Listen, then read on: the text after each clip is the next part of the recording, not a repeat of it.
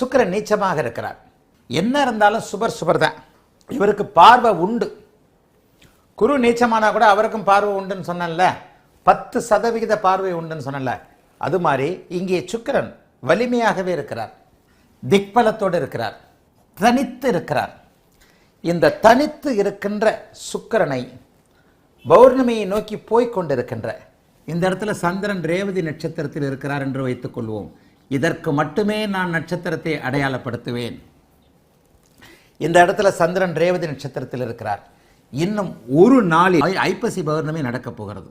அடுத்த நாள் ஐப்பசி பௌர்ணமியை நோக்கி நெருங்கி கொண்டிருக்கின்ற ரேவதி நட்சத்திரத்தில் வந்துவிட்ட சந்திரனுடைய 7ஆம் பார்வையிலோ அல்லது அப்படியே இங்கே வச்சுக்குவோம், பௌர்ணமி சந்திரனாகவே வந்து விட்டார்.